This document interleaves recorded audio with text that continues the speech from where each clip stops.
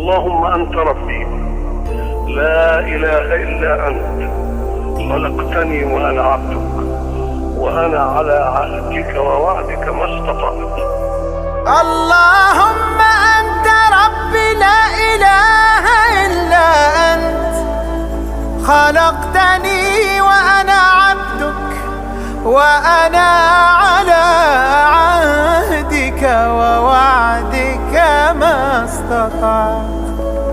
أعوذ بك من شر ما صنعت، أبوء لك بنعمتك علي وأبوء بذنبي فاغفر لي، فإنه لا يغفر الذنوب إلا أنت.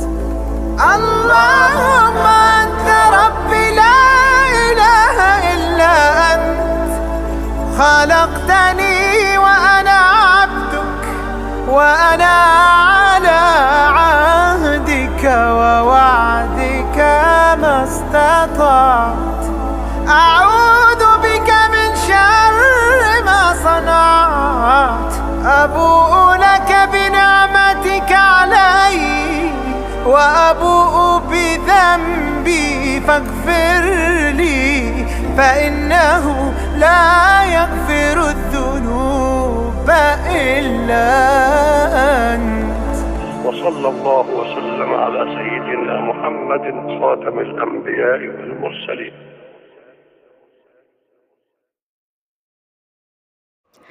السلام عليكم ورحمة الله وبركاته. ازيكم يا حبايبي؟ عاملين ايه؟ يا رب تكونوا بخير. وحشتوني قوي من الفيديو بتاع امبارح. ربنا يخليكم ليا ويديمكم في حياتي يا رب. النهارده يوم من اول البداية كده هو حلو تمام. والنهارده اعمل الاكل اللي انا بحبها، واديلي كتير بصراحة ما عملتهاش، فايه نفسي فيها وكده. يلا نبدأ كده بالمطبخ زي ما انتوا عارفين وكده. انا بحب المطبخ يبقى نضيف اول حاجة، والمواعين ما بتخلص. لو فضلت اقول من هنا لبكره المواعين ما بتخلص، فهي فعلا ما بتخلص. يلا هنعمل ايه بقى؟ ولادي بيخترعوا لي كده في المطبخ، لو دخلوا شربوا شويه ميه كده ولا جابوا كوبايه، بص معرفش بيخترعوا لي بيطلعوا لي المواعين ازاي، انا مش عارفه. يعني طلعوا كل المعالق اللي كانت في بتاعه المعالق. انا غسلت كميه معالق قد كده، بس يلا هنقول ايه، نستحملهم بقى، ولادنا في الاخر. المهم انا زعلانه منكم اوي والله بجد. يعني بحس ان مفيش تفاعل على الفيديو خالص. يعني نفسي تشجعوني كده وتحطوا لي لايك واشتراك في القناه. يعني بجد يعني القناه يعني انا حاساها اني بتقع، فارجوكوا يعني ساعدوني، ساعدوا اختكم ومروان. يعني انا اختكم برضو، بس فانا بحس يعني انا بتعب والله في الفيديو قوي، وبحب اقدم لكم احلى حاجه. وكمان يعني ده مش مقدم، يعني ده مش قيمتكم يعني والكلام ده، بس يعني انا بشارككم يومي وكده. وبنشجع بعضينا، يعني تتفرجوا عليا تقوموا تتشجعوا اكتر الكلام ده تمام. فارجوك يعني انا حاسه ان الفيديو يعني بعمله ملهوش لازمه، فلو ملهوش لازمه قولولي، او يعني عايزين نكمل شجعوني وقولولي برضو في الكومنتات، وادوني افكار كده اعملها كده. يعني شاركوني ويعني نشارك بعضينا، ده احسن. وجي وقت الغدا. غدانا النهارده هنعمل عدس بباميه او عدس ويكا زي ما بتقولوا. ده بقى انا بحبه قوي بصراحه، فدي لي فتره جامده ما عملتهوش، وقلت بقى نعمل. انا عارفاك هتقول الجو حر ومش عارفه ايه، بس انا نفسي فيه بقى وقلت نعمله وخلاص. هنسيبه يتسلق كده. دلوقتي هبدأ اعمل سلطة او طماطم مخللة. انا عندي هريسة شطة اللي عندكم اللي قدامكم ده في البرطمان ده. انا بعملها اجيب الفلفل الاحمر الحامي طبعا واسلقه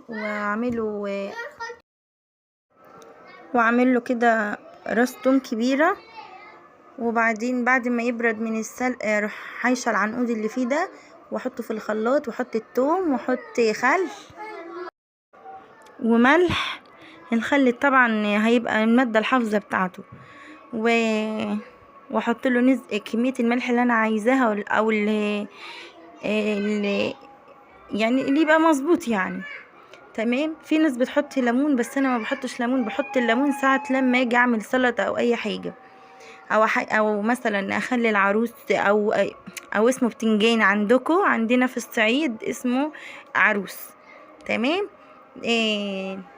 انا دلوقتي عملت طماطم مخلله، ودلوقتي حطيت هريسه شطه وخل وفلفل وخل وليمون وملح، بس بصراحه طعمها كان تحفه. تمام. والحاجات اللي يعني زي الاكله اللي انا عاملاها النهارده دي بتحب الاكل اللي هي الحوادق. انا بحب الاكل الحارش يا جماعه. تمام. يعني مثلا العدس زي كده مع بتنجان ومخلل وطماطم مخلله زي كده. انا بقى اكتفيت بالطماطم المخلله بصراحه.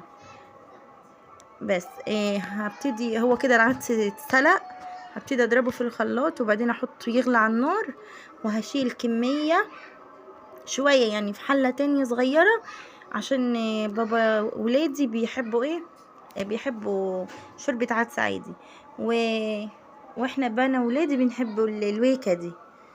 تمام. بس بصراحه جميله اقسم بالله.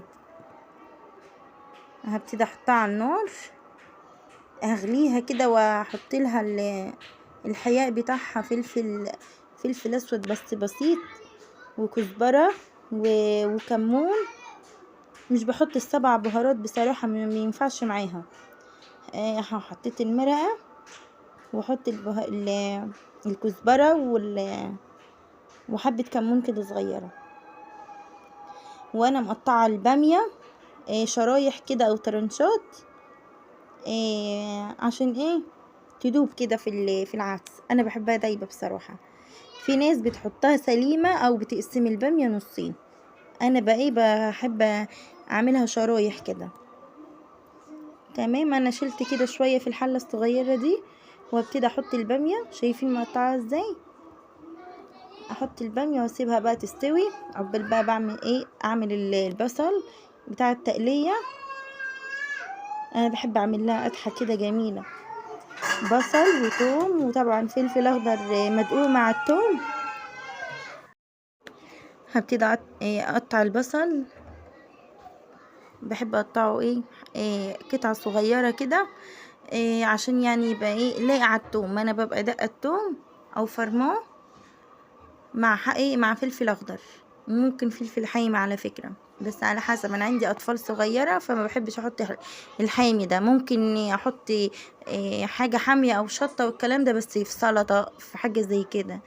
وكمان بحب اعمل لاولادي لو طبق سلطه بحب اعمل لهم هما لوحديهم واحنا لوحدنا. بس فهو الفلفل الاخضر دوت اللي هيبقى في الدقه وكده او في التقليه زي ما بتقولوا. تمام. ببتدي اقطع البصل اهو، وبعدين هحمره. انا بحب اخلي البصله كده لونها ذهبي، وبعدين انزل بالثوم والفلفل اللي انا دقاه او اللي مفروم يعني. تمام. بس بصراحه اول ما بتحط الثوم على البصل يا لهو على الريحه تجيب الاخر الدنيا.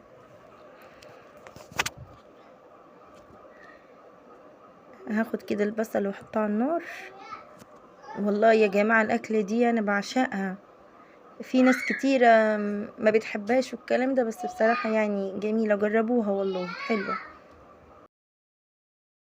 هبدأ احمر في البصل كده اخليه لونه ذهبي، وهنزل عليه بالثوم.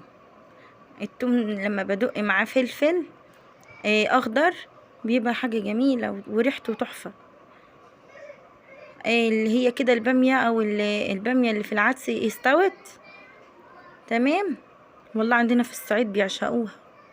ومش كله برضو، يعني ناس وناس. برضو هنا عندنا في الصعيد بيحبوا البامية الويكة اللي هي الخضرة دي، جميلة برضو. عملتها مرة واحدة لما اتجوزت وكده، عملتها وما عملتهاش تاني، يعني من فترة جامدة ما عملتش البامية الويكة دي، بس انا بحبها في العدس بصراحة، جميلة. يلا ساعتها بقى في الوقت ده كانت الريحة قلب الشقة. يلا يا حبايب قلبي، قولوا لي ايه رأيكم، وشجعوني كده بكومنت حلو ولايك منكم، وعشان يعني تفرحوني. والله انا بتبسط قوي لما بلاقي تفاعل منكم كده. يلا يا رب الفيديو يعجبكم، وابقى عند حسن ظنكم ان شاء الله، وقولوا لي رأيكم. عايزين حاجة يا حبايب قلبي؟ يلا سلام.